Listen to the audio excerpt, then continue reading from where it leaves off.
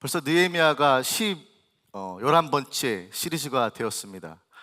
지난주일 말씀 간략하게 드리면 이런 제목이었죠. 눈치챈 짐진자들이란 말씀으로 이야기했었습니다. 그게 뭔지 봤더니 내 인생이 어렵고 힘든 것을 내가 그거에만 집중하다 보니까 거기서 오는 비관적이고 낭망하게 되어질 수밖에 없는 이유들을 찾다 보니까 결국에는 우리가 눈치를 채고 더욱더 그 볼륨을 키워 나가기 때문에 짐이 더 무거워지는 현상들을 발견하게 되죠. 예를 들어서 이 여러 가지 소식을 눈치챈 사람들 중에서 하나의 부류는 우리가 짐 나르는 자가 힘이 다 빠졌다라고 얘기하고, 그렇기 때문에 in conclusion 우리가 성벽을 재건할 수 없다라고 결론진한 부류가 있었습니다. 반대로 하나님께서 우리와 함께 하시는 것을 신뢰하며 너희가 그들을 두려워하는 것이 아니라 더 지극히 크신 하나님을 두려워하라 라는 말씀을 받았죠. 그리고 in conclusion 이 뭐였죠? 그렇기 때문에 너희들이 뭐죠? 너희의 자매와 아내와 자녀와 너희 집을 위해서 어떻게 하라고요? 싸우라 그랬어요. call to action이 있었다는 거죠. 그러니까 인생을 살다 보면 하나님을 전적으로 신뢰하고 의지하고 아버지께서 하실 것을 당연시 여기고 믿지만 우리가 당연히 할당받은 역할과 몫이 있다는 것입니다. 그래서 그렇게 저희들은 말씀을 나누면서 예전에는 정말 무거워 보였던 짐이 이제는 짐 나르는 것뿐만 아니라 한 손에는 짐을 나르고 건축을 하고 한 손에는 뭐였죠? 병기를 들었다 그랬어요. 예전이라면 더 큰 부담감과 더 큰 짐을 쥐어주면 금방이라도 넘어지고 그만두고 싶었던 그 마음의 가운데 아주 끝자락까지 나와 있었다면 하나님을 신뢰하게 되고 내가 확실한 목적성이 생기니까 한 손에는 일도 할 수 있고 또 한 손에는 무기도 들게 되어지는 이 놀라운 용기를 얻게 되었다는 것이죠. 여러분, 오늘 그리고 이제 5장으로 넘어가게 됩니다.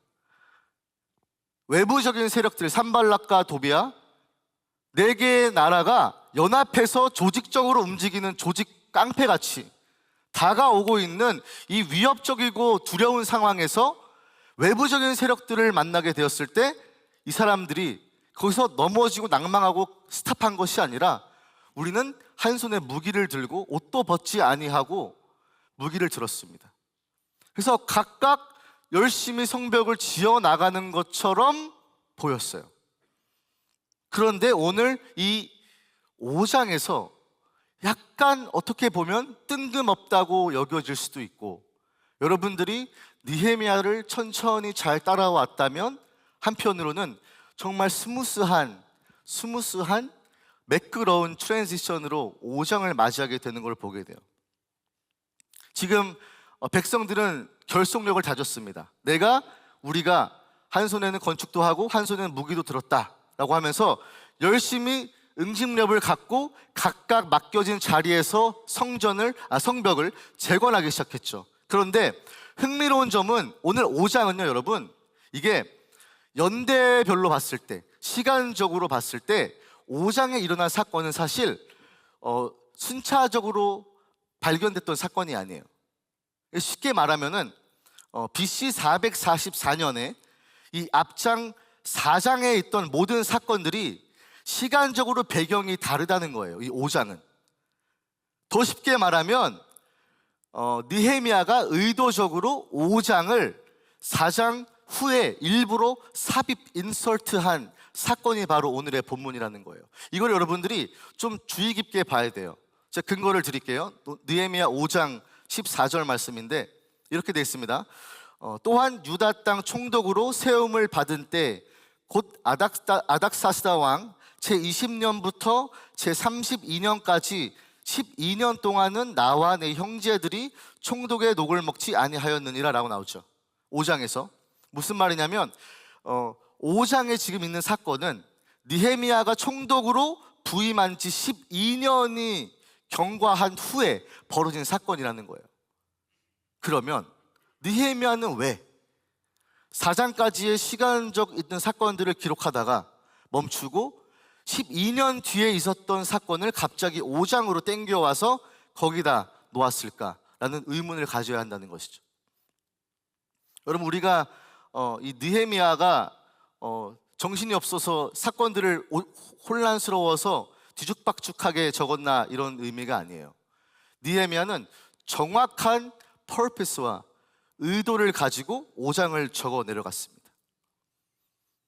근데 앞장과 이 1장에서 4장까지 있었던 모든 일들을 여러분들이 이 흐름을, 역사적인 흐름과 사건적인 배경들을 잘 이해한다면 어떠한 동일하게 일맥상통하는 5장에서 일맥상통하는 어떤 부분들을, 접점을 발견하게 됩니다. 여러분, 우리가 느헤미야 시작하면서 핵심 주제를 잡았었죠. 뭐였죠?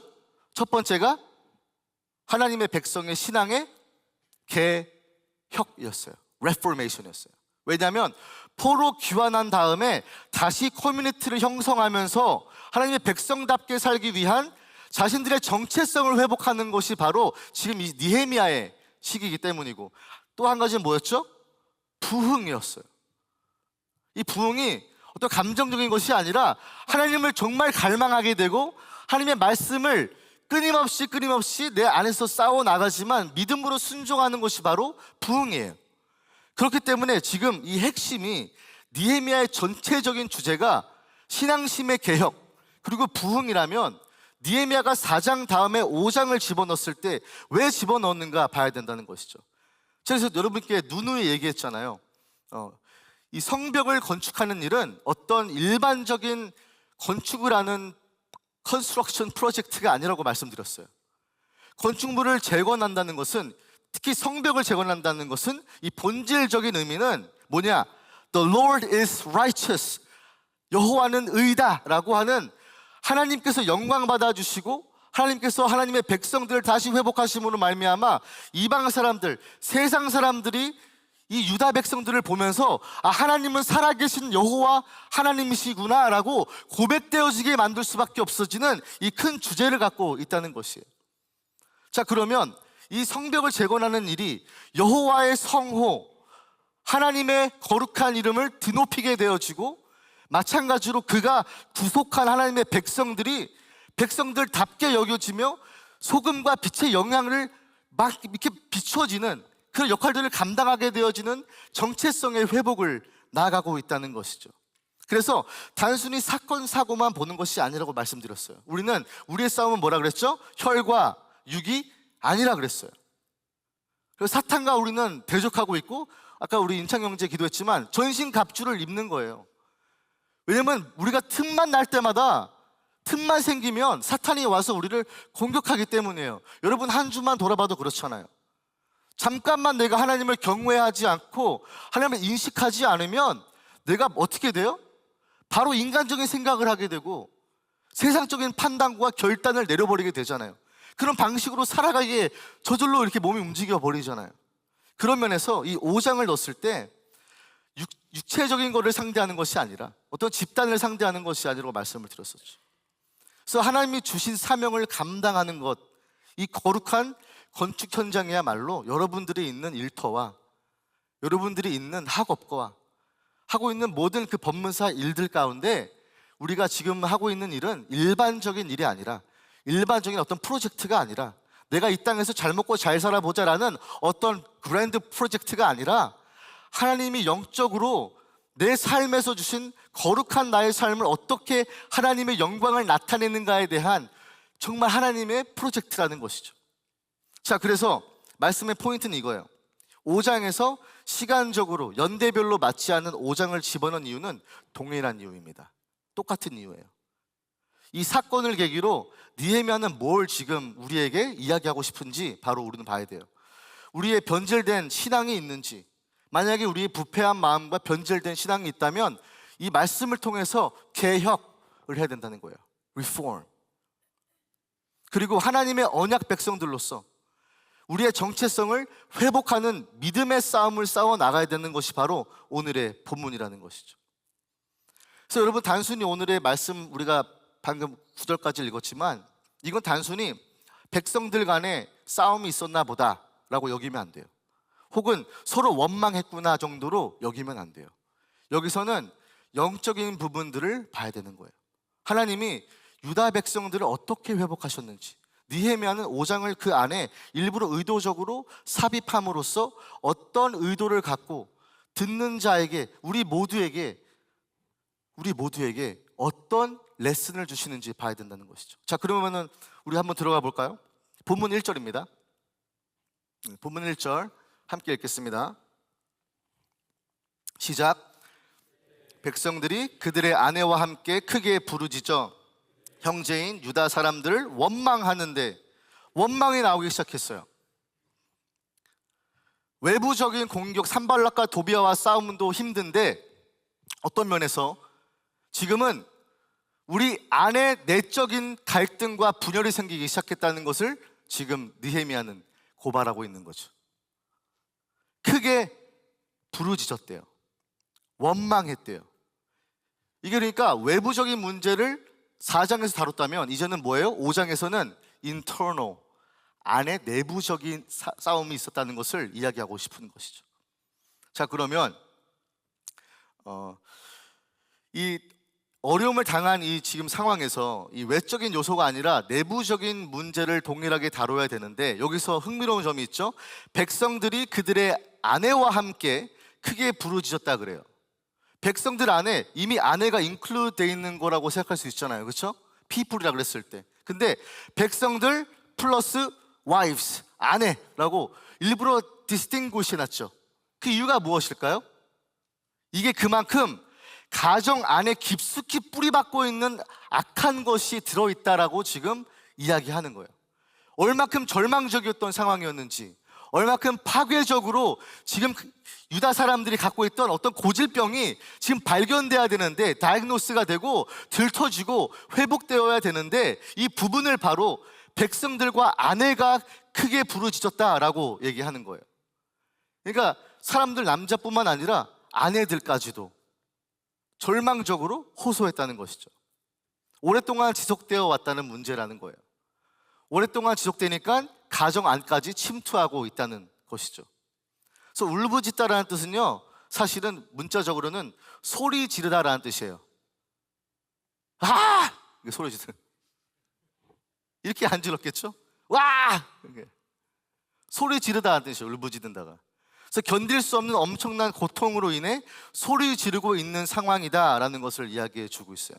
여러분, 근데 소리 지르다 하면, 와 하면 뭐예요? 이미 볼륨이 높아져 있는 상태잖아요. 근데 여기서 히브리어 그돌이라는 great라는 adjective가 또 붙어요. 그러니까 크게 부르짖었다는 거죠. 이미 볼륨이 큰데 더 크게 부르짖었다는 거예요. 그러니까 그만큼 상황이 아주 절망적이고 아주 심각한 상황인 것을 이야기해 주고 있는 거예요. 근데 여러분, 지금 이 본문을 보게 되면, 1절을 보게 되면 이상한 부분이 있어요. 그게 뭐냐면, 그들이 크게 부르짖었는데 절망적이고 파괴적인 일이 지금 자신들의 가정 안에서 벌어지고 있는데, 그 고발하는 대상이 이방인들이 아니라는 거예요. 산발락과 도비아가 아니라는 거예요. 아라비아 사람이 아니라는 거예요. 아스돗 사람이 아니라는 거예요. 그래서 뭐라 그래요? 1절 한번 다시 보여주세요. 1절에 보면 그들의 형제인 유다 사람들이라 그래요. 오늘 제가 설교 제목을 이렇게 만들었죠? 가족이 원망스러울 때라고 적었어요. 왜냐면 오늘 본문이 그렇기 때문이에요. 유다 백성이 자기 형제들한테 원망을 하기 시작하는 거예요. 크게 부르짖으면서 호소하고 고소하는 거예요. 저는 이게 여러분 너무 좀 마음에 좀 울림이 있어요. 우리가 보통 살면 밖에서 일어나는 일들 때문에 힘들어하고 소리 지르고 그러잖아요.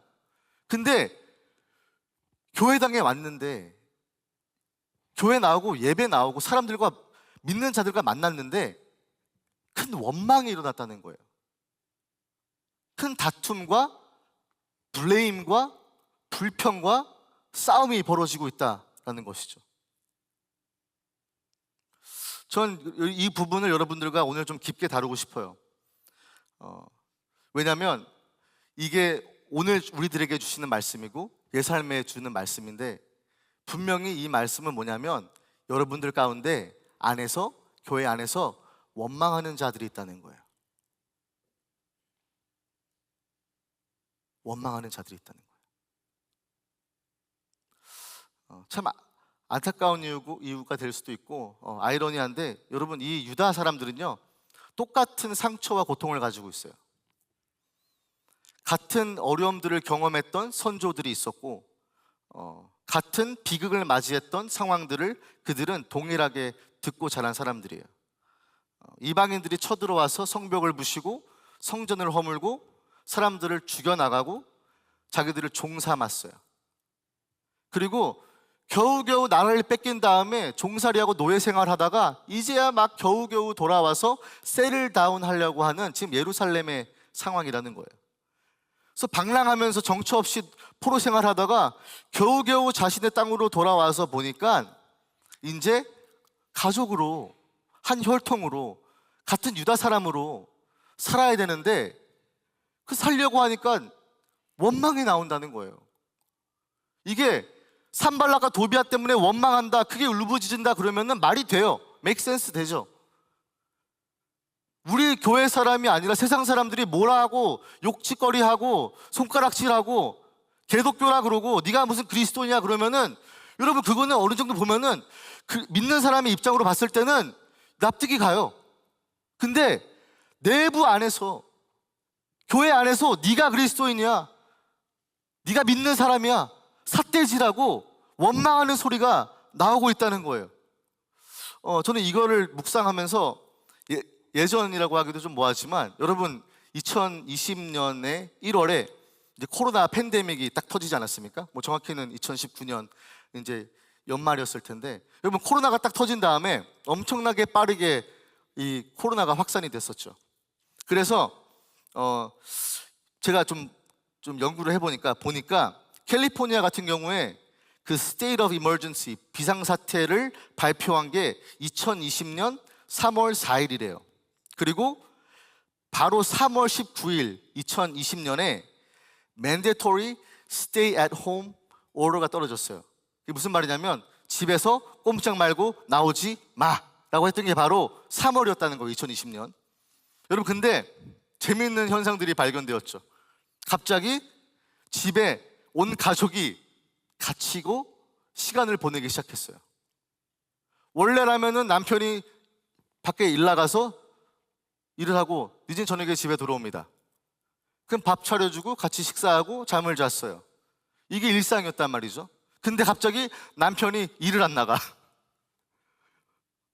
일을 안 나가니까 24시간 집 안에서 갇혀서 한 공간에서 시간을 보내기 시작해요. 자녀와 담을 쌓고 살았던 부모가 갑자기 집에 갇혀서 자녀와 한 공간에서 24시간 7일 동안 365일을 같이 있어야 되는 상황이 벌어진 거예요. 여기서 혹시 여러분들 중에서 나는 코로나 때 이 스테이 앳 홈 오더가 떨어졌을 때 나는 가족들이 여기 있었다는 분 손 한번 들어보세요. 난 가족들과 같이 살았다. 오케이. 여러분 손 여기 핸즈 다운. 그러면 여러분 가족들과 같이 살면서 시간을 보냈을 때 원래라면 일반적인 노멀한 스케줄이 아니라 같이 이제 붙어 있었잖아요. 그럴 때 여러분들 가운데 혹시라도 가족들 간에 원망한 적이 있습니까? 혹시, 이건 비밀이긴 하지만 우리끼리지만, 부모님 보면서 부부 싸움 한 거 본 적 있습니까? 이게 참 특이하다는 거예요. 이 코로나가 터진 다음에 할 수 없이 시간을 더 많이 보내고 붙어서 한 공간에 있다 보니까 예전에 그냥 묵혀두고 그냥 쉬쉬하고 덮어두었던 문제들이 직면하게 되어지는 순간이 왔다는 거죠. 유다 사람들이 딱 그랬던 거예요. 쉬쉬하고 잘 열심히 살다가 다시 귀환하다 보니까 서로 간에 시간을 보내기 시작했어요. 시간을 보내다 보니까 점점 안 맞고 상처투성이니까 서로 덮어두었던 문제들을 직면하기 시작하니까 부대끼기 시작하는 거예요. 전 여러분 이 코로나 이 스탯을 좀 보다가 재밌는 걸 한 개 발견해가지고 여러분들에게 나누는데 한번 제가 보내드린 사진 한번 보여주시겠습니까? 이게 뭐냐면 미국의 이혼율 추세 차트입니다. 오른쪽부터 보시면 2012부터 뭐였어요? 하향세였어요. 그러니까 디보스 레이트가 낮아지고 있었다는 거예요. 하향하고 있었다고. 2012년부터. 좋은 거죠. 근데 보세요. 2020년 3월에 뭐가 터졌죠? Stay at home 떨어졌어요. 그래서 거기서는 이제 뭐 파일링도 못하니까 집에 있었겠죠. 그리고 여러분 언제 여러분 풀린지 아십니까? 이게 2021년 1월 25일에 이제 그 쿼런틴이 풀렸어요. 자, 2022년과 2020년 사이에 어떻게 되죠? 그래프가 레이트가 올라갔어요. 무슨 말인지 알아요, 여러분? 코로나 때 남편이 집에 있어서 시간이 많아서 대화 가운데 풀어내지 못하니까 묵혀뒀던 이슈와 어려움들과 갈등들을 해소하지 못하니까 바로 풀리자마자 2021년에 딱 한 번 올라갔는데 그게 2021년도라는 거예요. 그래서 여러분들에게 좀 말씀드리고 싶은 건 이거예요. 여러분 가족이 되려면, 가족다우려면 지지고 볶아도 서로 대화하고 풀어낼 줄 알아야 된다는 거예요. 그거를 풀어내지 못하니까 갈라서게 된다는 것이죠. 그러면 교회도 그렇습니다. 와서 너랑 나랑 안 맞고 너랑 나랑 좀 기분 나쁜 일 있으니까 갈라쓰자 하는 것이 아니라 지지고 볶아도 우리가 갖고 있는 문제들을 함께 발견하고 함께 다루어 가고 좀 불편하고 부담스럽더라도 이거를 헤쳐나가야지만이 여러분 그래야 가족 아니겠어요? 나 너 싫으니까 나 집 나갈 거야 하고 나가면 여러분 가족이 아닙니다. 그래서 이 이혼율을 봤을 때 물론 이게 only reason은 아닐 거예요. 여러 가지 이유들이 있겠죠. 근데 저는 이걸 보면서 우리가 진짜 묵혀두고 보이지 않았다고 해서 그냥 이렇게 등한시했던 문제들을 그냥 냅두고 그냥 놔둔다면 이건 가족이 아니다. 진짜 가족은 이런 문제들을 브링업하고 이런 문제들을 얘기하고 다루고 서로 소통하고 관용을 베풀고 서로 용납하고 납득하면서 용서하는 것이 바로 가족의 모습이 아닌가라는 생각이 들었어요. 오늘 그리고 이제 크게 세 가지의 부류 사람들이 나와요. 2절부터. 저는 여러분들에게 이제 이런 말씀을 드리고 싶어요. 오늘 이 세 명의 이 세 가지의 그룹을 보면서 유다 사람들은 어떤 고충을 가지고 있었나, 어떤 고충과 어떤 문제 때문에 유다 사람들이 하나님의 앞에 가져가야 할 순수한 언약적인 믿음의 정체성을 왜 어떻게 해서 잊어버렸는지를 이 세 부류를 보면서 한번 같이 찾아보기를 원합니다. 그러면 오늘 한번 2절 한번 볼까요? 자, 2절부터 이제 시작되는 거예요. 원망을 얘기했었죠. 제가 1절에 갑자기 큰 원망이 나왔다. 그리고 이 원망은 towards 누구였다? 나의 가족이었다. 나의 형제였다. 형제 유다 사람이었다는 거죠. 그러면 여기서 컴플레인의 이유를 봐야 되지 않겠습니까? 이게 바로 2절이에요. 제가 읽어드립니다. 어떤 사람은 말하기를, 한 부류죠. 첫째 부류예요. 어떤 사람은 말하기를 우리와 우리 자녀가 많으니 양식을 얻어먹고 살아야 하겠다 하고 라고 했어요. 자, 첫 번째 부류는 아무런 재산이 없기 때문에 홈레스 같은 사람들입니다. 그래서 그들은 하필 또 근데 자녀들도 많아요. 그래서 함께 굶주리고 있으니까 우리를 좀 도와달라 했던 부류가 바로 첫 번째 그룹이에요. 우리가 얻게 하소서, 우리가 먹게 하소서, 우리가 살게 하소서, 우리도 좀 살자라는 거죠. 나도 좀 살자, 우리 가족도 좀 먹고 살자라고 얘기했던 것이죠. 그래서 지금 생존의 이슈에 아주 그 경각에 달려있는 사람이 바로 이 첫 번째 부류라고 할 수 있어요. 여기서 정말 안타까운 건 뭐냐면 이들의 이유가, 먹고 사는 것이 힘들다 했던 이유가 자녀가 많다고 얘기했던 이슈예요. 여러분 옛날에도 그렇고 뭐 지금도 그렇겠지만 자녀가 많다는 것은요, 대가족은 하나님의 축복으로 인식이 되었어요. 그렇죠? 그래서 예전에 자녀가 나오면은 하나님이 축복하셨다라는 그 인식이 있었던 상황이 바로 유다 사람들이에요. 근데 사람들이 많다, 자녀가 많다는 것이 축복의 이유와 근거가 되었는데, 지금 유다 사람들은 자녀가 많으니까 난 더 힘들어, 먹고 살려야 할 식구들이 많으니까 난 더 힘들고 더 부담스럽고 난 저주받은 것 같아. 축복이 저주로 바뀌어버리는 이상한 현상이 나타난 것이죠. 여러분, 빈익빈 부익부라고 들어봤습니까? 네. 쉽게 말하면 이 더러운 세상이죠. 빈익빈 부익부. 무슨 말이에요?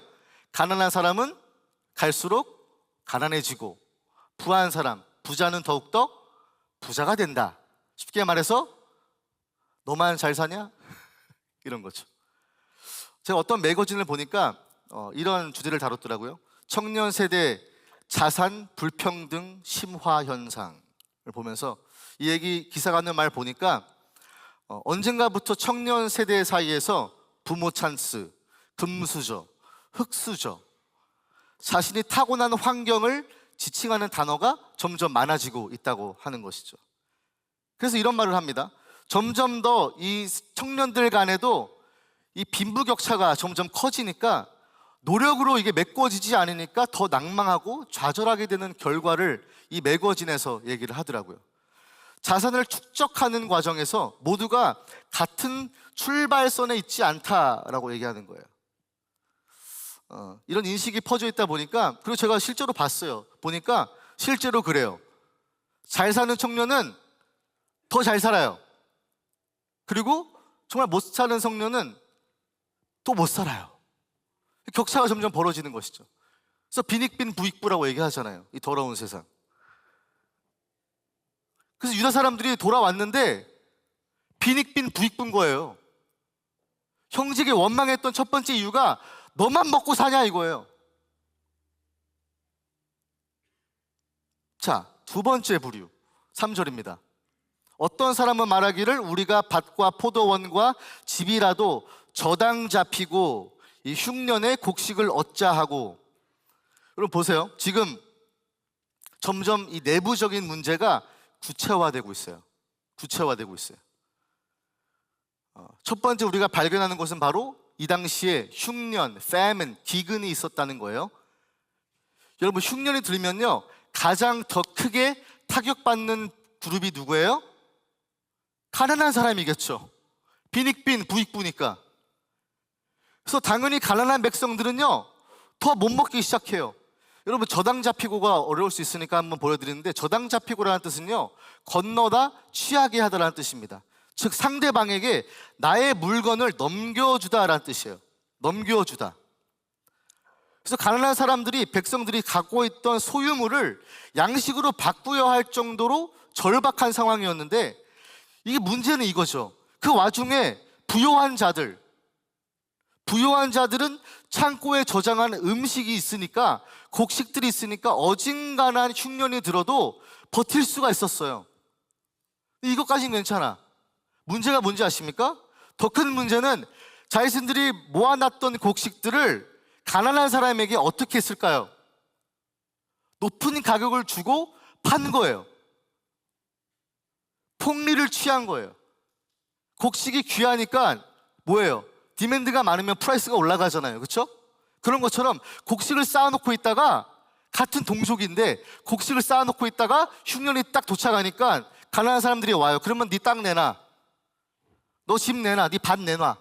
그거를 취한 다음에 곡식을 준 거예요. 그러면서 큰 돈을 받게 되는 거죠. 폭리를 하기 시작한 거예요. 이제 고리 대금이라고 하는데, 이거를 인트레스트를 받는데, 인트레스트를 엄청 높게 잡으니까 이 가난한 사람들은 계속 빈익빈이에요. 계속 굶어갈 수밖에 없어요. 왜냐? 땅도 잡혀있지, 집도 잡혀있지, 내 밭도 잡혀있지. 그러니까 살 수 있는 기반이 아무것도 없는 거예요. 그래서 이 저당 물품으로 언급된 밭, 포도원, 집은요 기본적인 정착을 위해서 갖춰야 할 최소한의 안정장치였어요. 안전장치. 하나님이 자신 백성들에게 가나안 땅을 줬을 때 땅 기업을 줬잖아요. 이건 니네 땅이야. 여기서 너희들이 먹고 살고 농사 짓고 이건 니네 땅이야, 너에게 준 하나님의 은혜야 했지만 그 땅을 같은 동족이 취하고 받아서 고액의 음식을 팔면서 땅을 잡아놓고 있는 상태였다는 것이죠. 그래서 어떤 면에서는 이 가난한 사람들이 자신의 미래를 주고 현재의 생존을 위해서 이거를 할 수밖에, 눈물 겨자 먹듯이 이렇게 팔 수밖에 없었던 상황에 놓여졌던 것이죠. 왜냐? 밥은 먹어야 될 거 아니에요. 살아야 될 거 아니에요. 그래서 지금 여기 있는 이 모든 상황이 하나님께서, 하나님의 백성이 자신의 동일한 백성에게 한 지시라는 것을 여러분 알아야 돼요. 자, 마지막 세 번째 부류입니다. 본문 4절이에요. 보세요. 어떤 사람은 말하기를 우리는 밭과 포도원으로 돈을 빚내서 왕에게 세금을 바쳤도다. 지금 이제 더욱더 구체화되고 있는 게 뭐냐면 왕의 세금을 얘기하고 있죠. 텍스를 얘기하고 있습니다. 그러니까 고리대금이라는 이 컨셉, 세상적인 컨셉이 이 포로로 귀환했던 이스라엘 백성들에게 본격적으로 장착되기 시작했다는 거예요. 제가 보니까 당시 이 텍스, 이율이 뭐였냐면 아수르와 바벨론, 지금 페르시아가 통치하고 있던 시대인데, 느헤미야 때는 이 페르시아 제국이 다스리고 있었을 때 돈을 빌려줬을 경우 연 몇 프로인지 아십니까? 이자가, 텍스가 20에서 25%였어요. 웃기지도 않죠. 그리고 만약에 곡물을 빌려줬다, 그레인, 밥 먹는 것, 쌀을 빌려줬다 그러면은 연 몇 프로인지 아십니까? 33%였대요. 그럼 생각해 보세요. 땅도 없어, 밭도 없어, 포도원도 없어. 근데 이 세금을 내야 돼요. 그러면 사실은 지금 여기 세 번째 부류, 떨드 그룹이 얘기하는 게 지금 왕에 대한 컴플레인일까요? 아니죠. 이건 왕에 대한 컴플레인이 아니에요. 내가 왕에게 세금 바칠 돈을 없게 만든 사람이, 그 당사자가 누구냐? 내 형제였다는 거예요. 유다 사람들이, 돈 있는 사람들이 자기는 배를 열심히 불려요. 그리고 당시 있었던 페르시아의 그 텍스 레이트를 동일하게 적용해서 누구한테 입혔을까요? 자기 형제 자매들에게 똑같은 레이트를 입힌 거예요. 너 돈 빌려갔어? 오케이, 그러면 나에게 25% 내놔야 돼. 너 곡식 가져갔어? 오케이, 33% 도로 줘야 돼. 이렇게 한 거예요. 여러분, 이게 하나님과 구별되는 삶입니까? 이게 하나님의 백성이 당연하게 율법 정신에 따라서 자신들의 형제 자매를 돌보고 사랑하고 살펴야 할 책임 있는 자들이 하는 짓이냔 말이에요. 그래서 나는 이게 너무 이상한 거예요. 왜 그랬을까? 왜 이 사람들이 왜 자기 백성들을 힘들게 했을까? 너와 나의 연결 고리대금이었을까? 이건 우리 원망소리? 여러분, 이상하지 않아요? 너와 나의 연결 고리대금, 돈 내놔, 33%. 이 웃기지도 않는 상황이 벌어지고 있었는데, 이게 하나님이 기뻐하시지 않고 율법으로 그렇게 하지 말라고 했던 아주 정확한 가이드라인을 주었던 바로 항목이기 때문에 더 이게 어처구니가 없는 거예요. 여러분, 출애굽기 22장 한번 볼까요? 22장 25절에서 27절 보세요. 내가 만일 너와 함께한 내 백성 중에서 가난한 자에게 돈을 구워주면 너는 그에게 채권자 같이 하지 말라 그랬어요. 이자를 받지 말라 그랬어요. 26절, 네가 만일 이웃의 옷을 저당 잡거든 해가 지기 전에 그에게 돌려보내라. 27절, 그것이 유일한 옷이라 그것이 그의 알몸을 가릴 옷인즉 그가 무엇을 입고 자겠느냐. 여기서 하이라이트, 그가 내게 부르짖으면 내가 들으리니 뭐래요? 나는 자비로운 자임이니라. 하나님의 백성들에게, 하나님의 언약 백성들에게 말씀하셨어요. 너네 돈 꿔줄 때 이자 받지 마. 정확하게 얘기하셨어요. 왜냐하면 나는 자비로운 하나님이기 때문이야. 너에게 준 기업은 너네들의 배를 불리기 위한, 이기심을 채우기 위한, 너 혼자 잘 먹고 잘 살기 위한 것이 아니야. 이것은 자비로운 하나님이 긍휼하신 하나님이 너를 위해서 주시는 은혜와 선물이다 라는 것을 잊고 살았다는 거예요. 왜요? 세상과 타협했으니까. 세상이 책정한 텍스 레이트를 동일하게 자기 백성들, 자기 동족들, 자기 혈통의 형제 자매들에게 똑같이 먹였어요. 그러면서 돈 내놔 그랬어요. 하나님 말씀하셨는데 이자 받지 마. 이자 받지 마. 꿔주면은 저당 잡으면은 그날 밤에 그냥 돌려줘. 왜? 나는 자비로운 하나님이기 때문이야. 그러면 이 사람들이요, 그냥 표면적으로 봤을 때, 겉으로만 봤을 때, 야 정말 나쁜 짓 했네가 아니라, 아 이 사람들은 자비로운 하나님을 잊고 있었구나가 되는 거예요. 여러분, 우리 삶에 이렇게 침투해요. 여러분, 우리 가족 간에 원망이 있는 이유는 세상적인 가치관과 생각들이 우리 삶과 우리 교회 가운데 침투하기 때문이에요. 자비로운 하나님을 잊어버리니까, 말씀을 잊어버리니까 어떻게 해요? 내 동족인, 내 형제 자매를 괴롭히기 시작해요. 원망을 사기 시작해요. 다투기 시작해요. 여러분, 이 세 부류가 공통점은 여러분도 눈치채셨겠지만 결국에는 돈입니다. 물질이에요. 정확하게는 갚지 못하는 빚을 떠안게 된 상황이에요. 그러니까 본질적인 문제는 따로 있는 거죠. 하나님의 법 안에 언약의 관계보다 이방인들의 악한 풍습에 물들어서 경제적인 이해까지 세상적으로, 세속적으로 내 삶을 디파이닝 하기 시작하는 거예요. 내 삶의 가치와 방향과 방식을 세상의 가치로 입기 시작했다는 거예요. 그러다 보니까 세상에 보는 관점과 렌즈로 내 형제 자매들까지도 같은 잣대를 가지고 포인팅하기 시작했다는 것이죠. 여러분들은 어때요? 여러분들은 무분별하게 세상과 교류하고 있는 것이 있습니까? 지금 이 지경까지 온 이유가요, 저는 이 5장의 느헤미야가 왜 5장에 갑자기 뜬금없이 막 텍스 얘기하고 세금 얘기하고 왜 저당 잡힌 얘기하고 왜 돈 얘기할까 봤더니, 이게 그냥 원망의 소리가 아니라 사실은 자신들이 잊고 있었던 하나님의 백성이라는 정체성을 까마득하게 잊어버리니까, 그러다 보니까 결과물이 뭐예요? 내 형제 자매를 해롭게 하고 아프게 하고 고통 주게 하고 심지어 자기 이기심만 챙기는 거예요. 여러분, 교회 나올 때 어떻게 나오세요? 여러분, 예삼회 예배 나올 때, 셀 갈 때 어떤 생각 갖고 가세요?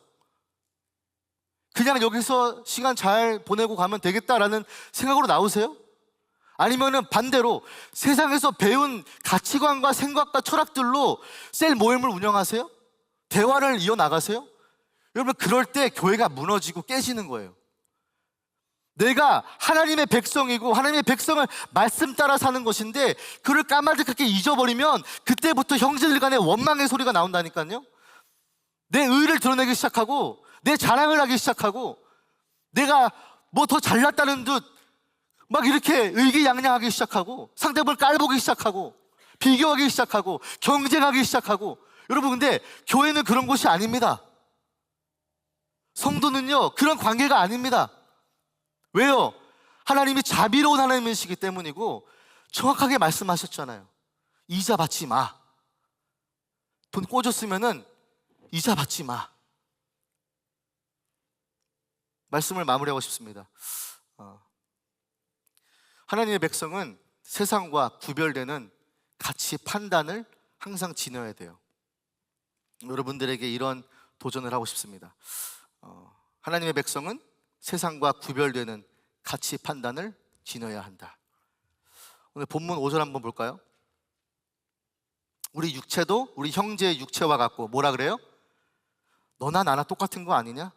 너나 나나 똑같은 그리스도인 아니냐? 얘기하는 거예요. 우리 자녀도 그들의 자녀와 같거늘 너네 자녀가 내 자녀 아니야? 내 자녀가 너네 자녀 아니야? 이제 우리 자녀를 종으로 팔았대요. 돈이 없으니까 자녀를 종으로 판 거예요. 우리 딸 중에 벌써 종된 자가 있대요. 여러분, 왜 딸을 종으로 줬을까요? 성적 놀이기로 삼았다는 거죠. 얼마나 부패했다는 거예요. 자기 유다 백성들이, 자기 혈통과 형제들이 가난한 사람의 딸을 취해서 성적 놀이개로 삼았다는 거예요. 우리 밭과 포도원이 이미 남의 것이 되었으나 우리에게는 아무런 힘이 없대요. 아무런 힘이 없대요.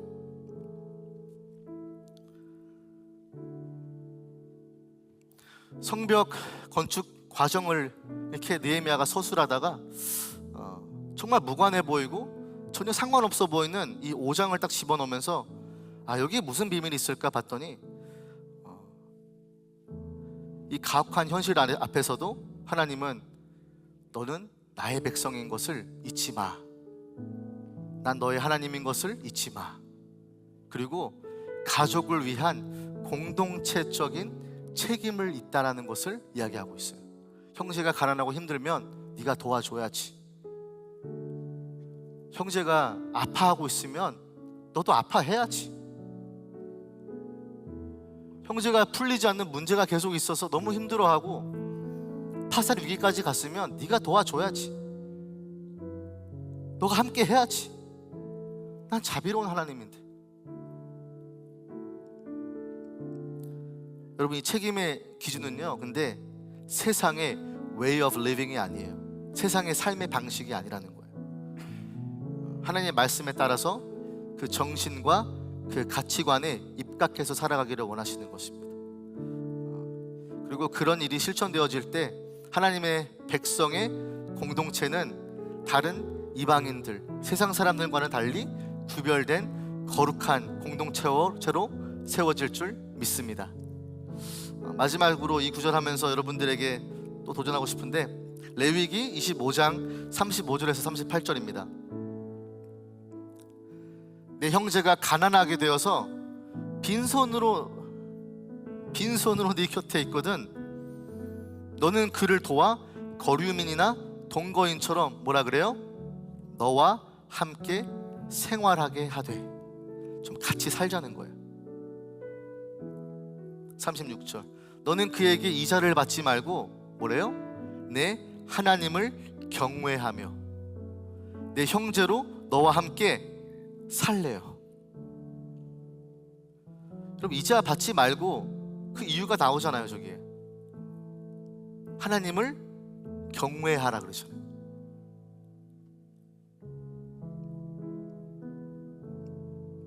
(38절) 한번 보겠습니다. 38절에 하나님의 컨클루전, 나는 너희의 하나님이 되며 또 가나안 땅을 너희에게 주려고 애굽 땅에서 너희를 인도하여 낸 너희의 하나님 여호와니라. 하나님이요, 이자 받지 말라 그러고 빈손으로 오면 너와 함께 살라고 얘기하세요. 그러고서 38절에 마지막에 이렇게 말씀하시는 거예요. 그 이유가 뭐냐면 나는 너희의 하나님이 되기 때문이다. 왜 우리가 같이 더불어 사냐고요? 왜 우리가 불편하고 부담스러운데 함께 사냐고요? 그게 하나님이 우리의 하나님 되시기 때문임을 믿으시기 바랍니다. 여러분, 그 이유예요. 그리고 가나안 땅을 너희에게 주려고 말씀하셨죠? 여러분들에게 기업을 주려고 하십니다. 하늘의 기업을 주려고 하세요. 그 천국에서 다 같이 살 날을 여러분들에게 약속으로, 언약으로 주셨어요. 근데 우리는 너무 어렵고 힘든 상황에 있는 형제 자매들을 그냥 등한시할 때가 많아요. 심지어 그들을 더 힘들게 할 때가 있어요. 왜냐하면 가족이기 때문입니다. 가족은 지지고 볶아도 함께 사는 것이 가족입니다.